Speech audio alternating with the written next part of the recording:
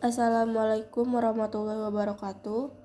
Nama saya Sekar Ayu Cahyadiningrum dari Universitas Pancasakti Bekasi, jurusan Pendidikan Anak Usia Dini. Tujuan video ini adalah untuk memenuhi tugas ujian akhir semester mata kuliah Pendidikan Kewarganegaraan. Saya akan mempresentasikan materi yang berjudul Identitas Nasional. Identitas merupakan jati diri yang telah melekat yang kemudian dapat membentuk sebuah ciri khas. Setiap negara memiliki identitas yang dapat membedakannya dari negara lainnya. Kata nasional adalah identitas yang melekat pada kelompok-kelompok yang terikat karena kesamaan, baik kesamaan budaya, kesamaan agama, fisik, keinginan, atau cita-cita. Lalu, identitas nasional adalah kepribadian nasional atau jati diri nasional yang dimiliki suatu bangsa yang membedakan bangsa satu dengan bangsa yang lainnya. Negara Kesatuan Republik Indonesia memiliki identitas yang telah melekat melalui nilai-nilai budaya yang ada di berbagai daerah yang kemudian menjadi satu kesatuan utuh dalam sebuah negara yang kemudian menjadi identitas nasional.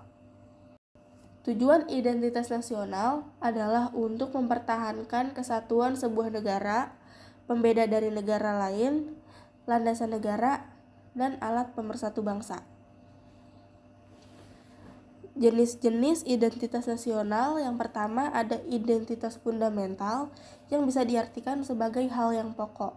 Yang kedua ada identitas instrumental yang bisa diartikan sebagai media atau alat.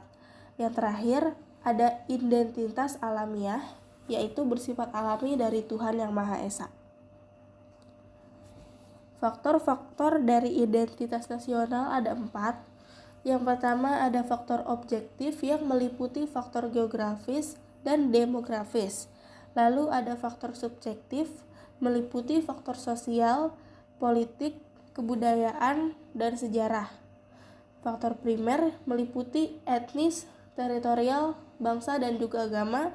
Yang terakhir ada faktor pendorong yang meliputi komunikasi dan teknologi. Contohnya seperti lahirnya angkatan bersenjata. Keterkaitan identitas nasional dengan globalisasi. Era globalisasi dapat berpengaruh terhadap nilai-nilai budaya bangsa Indonesia. Era globalisasi tersebut, mau tidak mau, suka tidak suka, telah datang dan menggeser nilai-nilai yang telah ada. Nilai-nilai tersebut ada yang bersifat positif, ada pula yang bersifat negatif. Semua ini merupakan ancaman, tantangan, dan sekaligus sebagai peluang bagi bangsa Indonesia untuk berkreasi dan berinovasi di segala aspek kehidupan.